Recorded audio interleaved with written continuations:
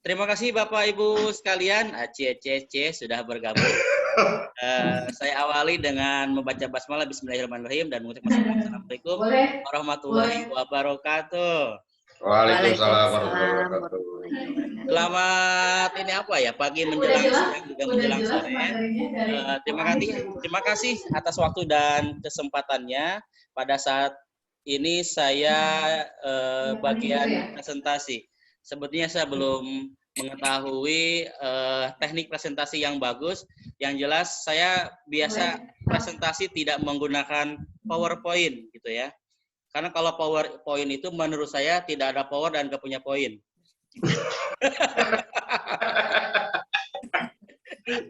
Bercanda. Itu kata-katanya Rocky Gerung kemarin saya waktu nonton di ILC. Saya ngikut saja, yang jelas saya akan berusaha menjelaskan dengan tempo yang sesingkat-singkatnya dan dengan bahasa yang sesederhana-sederhananya. Jadi Bapak Ibu, saya anggap ceritanya belum ikut pelatihan ini. Jadi ceritanya saya yang paling jago. Ya. Namun sebelumnya, Ibu Ratna minta tolong Sudilah kiranya untuk memimpin doa sementara. Silakan Bu Ratna. Terima kasih Bapak. Baik Bapak Ibu, sebelum kita mulai kegiatan hari ini, demi kelancaran berikutnya kegiatan nanti, mari sama-sama kita berdoa. Mari sama-sama kita tundukkan kepala. Kita mengucapkan dulu membaca Al-Fatihah. Al-Fatihah. Bismillahirrahmanirrahim. Enggak, Ibu tenang. Siap, Bu. Iya. Iya, karena dulu ya.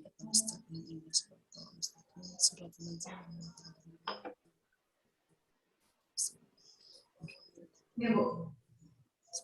Ya Allah yang Maha Pengampun dosa-dosa kami, dosa orang tua kami, dosa guru-guru kami, dosa murid-murid kami, dosa para pemimpin-pemimpin kami, dan dosa saudara-saudara kami yang muslimin dan muslimat. Ya Allah, ya Rahman, ya Rahim, limpahkanlah rahmat dan karunia-Mu agar kami dalam semua aktivitas senantiasa selalu dalam perlindungan-Mu. Ya Allah, ya Ghafar, mudahkanlah semua urusan kami, termasuk dalam menjalankan kegiatan ini. Mudah-mudahan pelatihan ini bermanfaat untuk kami, untuk murid-murid kami, untuk sekolah kami, bahkan untuk negeri dan bangsa ini. Ya Allah, ya Rojak, di waktu duha ini tentunya kami membukakanlah pintu mulainya 2 ya? 13.30 termasuk dari jalan yang tidak terkira. Ya Allah, ya Rabbi, kami mohon dengan sangat cabut bahwa bagaimana negeri kami agar kami dapat beraktivitas seperti sedia kala. Ya Allah, ya Rabbi, jadikanlah kami orang-orang yang selalu pandai bersyukur. Rabbana atina fid dunya hasanah wa fil akhirati hasanah wa qina adzabannar. Terima kasih Bapak Ibu. Wassalamualaikum warahmatullahi wabarakatuh. Waalaikumsalam. Waalaikumsalam warahmatullahi wabarakatuh. Terima kasih Ibu Ratna dari Depok. Tetangga saya dari Depok ini. Tidak seru kalau kita tidak meluangkan waktu sejenak untuk ice breaking. Untuk itu ice breaking untuk sesi ini minta tolong ke Ibu Resti. Nan jauh di sana, nan jauh di Mato. Silakan Ibu Resti. Kampung nan jauh di Mato ya Pak. Oke, terima kasih Pak Sansan. Gimana keadaan Bapak Ibu hari ini? Masih semangat kali ya? Masih. Harus semangat. Centang biru tanda tanya. Asal jangan kebawa mimpi aja Pak. Centang biru ya. Oke, untuk ice breaking kita pada hari ini, nanti ada nyanyian gini. Yang ingin centang biru tepuk tangan. Yang ingin centang biru tepuk jidat. Nah, kenapa tepuk jidat? Nih, mikir nih Pak, tiap hari. Pusyang. Ya. Nah, selanjutnya yang ingin centang biru dan memangnya begitu. Yang ingin centang biru sebut hore. Hore. Oke Bapak Ibu, bisa ya? Digabung ya. Siap. Yuk kita sama-sama. 1, 2, 3. Yang ingin centang biru tepuk tangan. Yang ingin centang biru Centang biru tepuk jidat. jidat. Yang ingin Centang biru dan memangnya begitu. Yang ingin centang biru tepuk hore. Hore. Hore. Hore. Bu Aduh, kurang Resti semangat ini, Pak. kayaknya delay dah. Iya, Kak, delay. Gantian aja ya. Sekarang Bu Resti, saya, Pak Adi, baru Bu Ratna. Sekarang Bu Resti dulu. Boleh pakai Mungkin bahasa ini, Padang. dipandu Kalau, sama satu orang gimana? Ya, saya minta Pak Adi pakai bahasa Sunda ya. Contoh gini berarti, nu hayang centang biru keprok tangan. Nu hayang centang biru tepuk tarang. Siap, Pak Adi? Oke. Siap. Siap. Pakai bahasa Minang ya. Yang pengen bahasa Minangnya apa? Yang Nio tepuk tangan. Yang Balik. Nio centang biru tepuk tangan. Itu pakai bahasa Padang diganti pakai bahasa Padang, Pak Adi pakai bahasa Sunda. Ntar yang menerjemahkan saya sama Bu Ratna. Siap? Ini beda presentasinya ini mah. Ini baru kelas seni budaya. Siap? Aja. Oke. Siapa, Adi? Oke. Sekali dulu. Ya. Bu Resti dulu, ntar Pak Adi pakai bahasa Sunda. Ya. Oh, berarti beda-beda ya? Gantian. Biar mengulur waktu. Siap. Oke. Yang Nio centang biru tepuk tangan. Yang Nio centang biru tepuk kanyang. Centang biru dan memangnya begitu. Yang Nio centang biru tepuk hore. Hore. Mantap. Bahasa Sunda dari Padang ke bahasa Sunda. Kancak bana. Pak Adi silakan. Anu hoyong. Nu Centang hayang. apa ya bahasa Bahasa Sunda? Sundanya. Hayang we nu hayang. Centang. Alah, hoyong mah lemes teh nu hayang we. Yuk, ajar. Ya, 1, 2, 3, prot. Wah, hayang centang biru. Yuk kekeprok. Koprok leungeun. Ulang. Ulah. Yo, siap. Ya. 1, 2, 3, prot. Tadu hoyong. Centang biru kekeprok. Aduh. Tadu hoyong centang biru. Tepak tarang. Tadu hoyong centang biru. Ejeng Itu ya oke. hayang nak itu. Anu hayang centang biru. Tepuk hore. Nyebut hore. Ore. Bu Ratna terjemahkan ke dalam bahasa Indonesia yang benar-benar Bu Ratna. Aduh, Aduh, saya balik ke awal dong berarti ya. kelakuan. Iya, siap. Sama-sama. Ya. Nah, Yo, diterjemahkan ke dalam bahasa Sunda. Yo, siap. Bahasa Indonesia. Ayo, silakan. Bahasa Depok ya. Nah, Depok. nggak ada bahasa Depok. Kasihan Depok gak punya bahasa Betawi, Bu. Ayo, silakan. Iya. Betawi aja nggak apa-apa. Kalau kau suka hati, kalau Yang gimana ingin tadi? yang Yang ingin centang ingin biru. Centang biru. Yang ingin centang biru tepuk tangan. Yang ingin centang biru tepuk jidat. Yang ingin centang biru dan memangnya begitu. Yang ingin centang biru tepuk hore. Saya Ada presentasi lagi saya yang Pak menyita Sansan. waktu. Terima kasih Ini, hatur nuhun semuanya. Terima kasih atas kesediaannya mau Gak bergila-gila logat sama Medan saya dulu ya. ini. Kenapa? Mau logat Medan dulu coba. Mau logat Medan. Oke. Aduh, hoyong centang biru. Izinkan saya. Keprok. Oke, Bapak Ibu, Lanjut. izinkan saya menjelaskan materi tentang rancangan asesmen diagnosis. Ini sebetulnya saya langsung ke formatnya saja.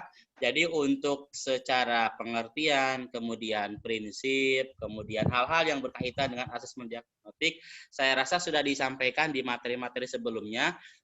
Bapak Ibu kan tadi dituntut untuk membuat bagaimana administrasinya. Nah, sekarang yang paling penting itu menurut saya menyederhanakan sesuatu sehingga inilah karya asesmen kita sesuai dengan kebutuhan sekolahnya masing-masing. Oke, Bapak Ibu sekalian, formatnya seperti ini. Jadi yang pertama adalah ada jenjang kelas, SMK kelas 10. Jadi curhat dikit ya, kelas 10 katanya mau dijadikan 2 jam seni budaya. Tapi ada kebijakan baru katanya yang 1 jamnya lagi nambah untuk jam proyek setelah diprotes. Gitu ya. Kemudian ada capaian pembelajaran, ini bla bla bla bla bla, sudah di kalimatnya sudah ada deskripsinya. Jadi untuk capaian pembelajaran Bapak Ibu tinggal menyusun mengambil dari salah satu CP-nya kelas 10. Ya, di mata pelajaran saya ambilnya ini seni musik ya. Kemudian tujuan pembelajarannya tentunya ini berdasarkan materi yang akan dicapai. Nah, ini mulai ke asesmen non kognitif. Nah, sebelum saya jelaskan, asesmen itu kan secara bahasa sederhananya yaitu penilaian. Cuman asesmen bedanya adalah penilaian yang bukan hanya angka, tetapi upaya untuk mendapatkan informasi atau data untuk proses pembelajaran. Jadi bedanya asesmen dengan penilaian biasa, bahwa asesmen itu lebih ke bagaimana mencari data atau informasi mengenai pembelajaran. Jadi makanya ada penilaian seperti ini dirancang dari mulai cara, kan bahasanya nih, informasi nih. Informasi apa saja yang ingin digali. Non kognitif berarti ini yang nggak ada hubungannya dengan materi atau situasi yang eksternal. Oke, ketika saya bicara tentang musik, maka saya harus mengetahui dulu bagaimana pengalaman peserta didik ketika sebelum saya ajarkan musik. Contoh, apakah Anda senang ataupun punya minat musik? Ada yang senang dengar doang, ada yang senang main alat. Tentunya akan beda jawabannya. Kemudian punya bakat. Apakah Anda bisa untuk memainkan salah satu alat musik? Salah satu contoh pertanyaannya. Mungkin kalau Ibu Resi ini bisa diganti dengan tari ya. Apakah Anda senang ataupun pernah melihat orang menari misalkan? Apakah Anda pernah melaksanakan atau pernah menirukan salah satu bentuk tarian misalkan seperti itu? Kemudian ini yang ada hubungannya dengan gaya belajar. Cara belajar seperti apa yang Anda sukai dalam alat musik? Apakah dengar sendiri, apakah dengar tutorial, atau apa itu? Setiap orang biasanya mempunyai dan cara berbeda masing-masing. Kemudian kondisi keluarga bisa ditanyakan juga yang membantu dia belajar di rumah. Kemudian yang terakhir yang tidak kalah penting adalah fasilitas. Jangan sampai yang mau belajar musik alatnya nggak ada. Nah, itu kita harus ada alternatif yang lain ketika siswa tersebut memang tidak mempunyai alat musik. Apakah diganti dengan yang lain, misalkan, atau harus bergotong royong, ataupun bekerja sama dalam satu alat. Kemudian langkah-langkah yang disiapkan dalam membuat asesmen tentunya ada persiapan, ada pelaksanaan, dan tindak lanjut. Alat bantu yang dibutuhkan bisa membuat identifikasi masalah, kemudian menyusun 4 persoalan yang sederhana yang tadi di atas. Nah, kemudian tindak lanjutnya, mengolah hasil jawaban yang kita sudah petakan tadi. Jadi kita kelompokkan sesuai dengan minat dan bakat sesuai data yang telah kita terima di sini. Kita kelompokkan di sini. Nah, yang terakhir adalah kita buat asesmen kognitifnya. Ini seperti hanya kita tes awal ataupun seperti yang dilakukan tadi Ibu Ratna, tapi ini di awal. Tapi ini yang ada hubungannya dengan pengetahuan ataupun keterampilan yang akan kita ajarkan. Jadi misalkan contohnya saya menjelaskan tentang alat musik, berarti pertanyaan-pertanyaan ini adalah menjurus kepada apa yang berhubungan dengan jenis alat musik. Misalkan tuliskan ataupun contoh alat musik melodis. Tuliskan contoh alat musik bla bla bla bla yang berhubungan dengan alat musik. Ini formatnya seperti ini Bapak Ibu. Jadi saya langsung ke sini biar secara teoritis gak terlalu jelimet. Saya sederhanakan langsung ke prakteknya. Ntar Bapak Ibu akan sedikit dalam tanda petik dipaksa untuk membuat rancangan asesmen diagnostik. Ini mungkin yang sebenarnya sudah yang belum dilaksanakan oleh kita ya. Kalau asesmen formatif bahasanya adalah ulangan harian, seperti kita udah. Asesmen sumatif kita udah melaksanakannya melalui PTS, UAS, US, dan sebagainya. Nah, asesmen diagnostik adalah penilaian yang di luar itu. Jadi kita menilai bagaimana nilai dan kemampuan anak di luar pelajaran. Misalkan jadi anak dengan punya alat musik pun, dengan niat membawa alat musik pun itu sudah ada penilaian tersendiri. Bisa jadi ketika kita melaksanakan asesmen non kognitif, ternyata ada anak yang orang tuanya adalah pemain OT. Jadi diajarkan sama orang tuanya, dia belajar sendiri, bisa jadi ada anak yang lebih jago dari gurunya. Bisa jadi. Nah, kalau seperti itu kita tinggal membantu dan mengarahkan. Kita bisa sedikit beristirahat dan anak-anak yang berpotensi seperti tadi bisa membantu kita untuk mengembangkan pembelajaran. Seperti itu, saya pengen ada sesi curhat di sini. Pak Adi minta masukan atau pengalaman selama baik tertulis maupun tidak tertulis ya, pengalaman selama melakukan asesmen atau penilaian. Monggo, silakan Pak Adi. Oke, baik. Terima kasih Pak Sansan, Bapak Ibu. Melihat ini tadi apa yang telah dipaparkan Pak Sansan, ternyata membuat saya pusing juga ya. Ini sebetulnya kalau saya pribadi sebagai guru seni, tapi selain saya juga kalau saya ngobrol sama teman-teman gitu, kadang-kadang kalau berkaitan dengan administrasi itu, aduh, rasanya tuh aduh gitu loh, gitu. Pusing saya sebetulnya. Tapi kalau melihat ini dari asesmen diagnostik ya, sebetulnya ternyata kita itu sudah melakukan hal ini sejak dari sebelum ada ini. Ya. Terus kita sebetulnya sudah secara tidak sadar sudah melaksanakannya. Cuma ya itu tadi kalau dibuat secara ya seperti ini, secara administratif, aduh ini rasanya kayak masih pusing gitu. Ya, Masih Pak pusing Adi. gitu. Sekian, terima kasih Pak.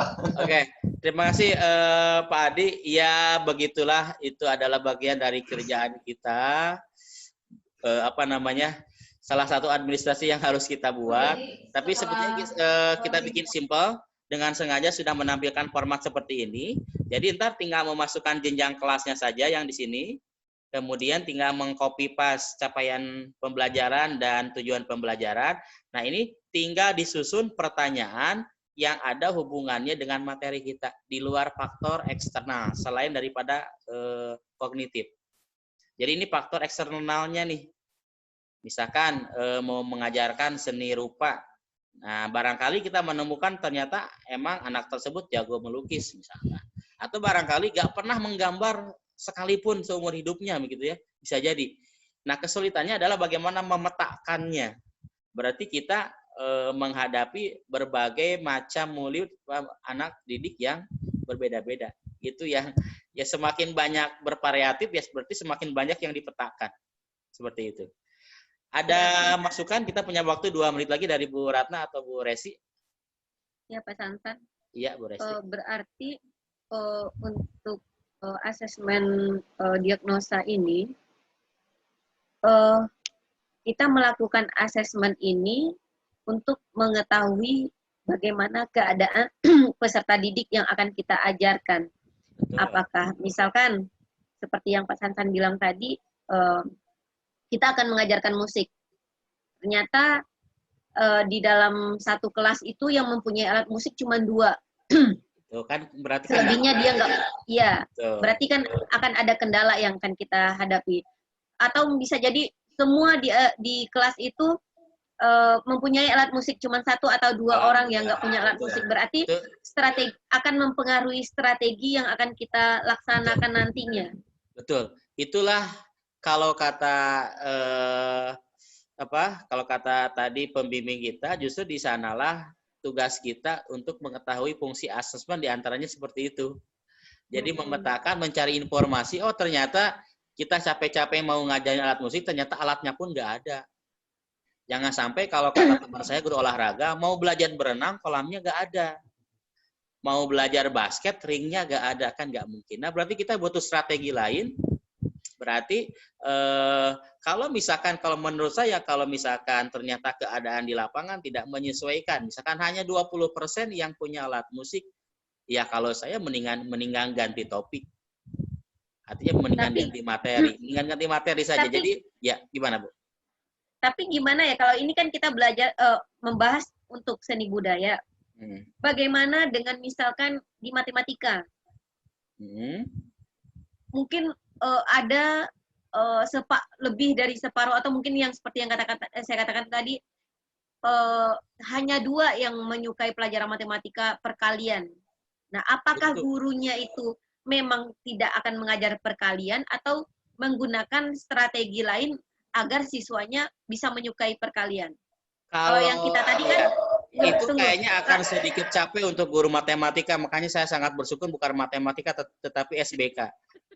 Kalau matematika minimal kemampuan kali bagi tambah kurangnya harus dipupuk sejak usia SMP. Jadi SMK jadi SMK itu sudah tinggal melanjutkan saja.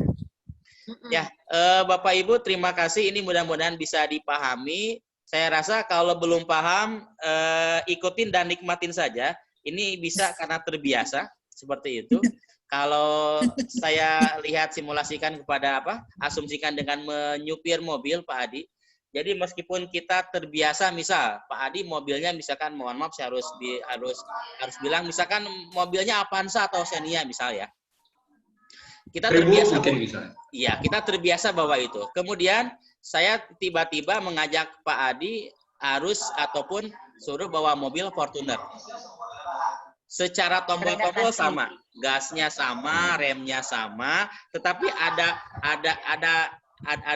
hal yang perlu disesuaikan di situ.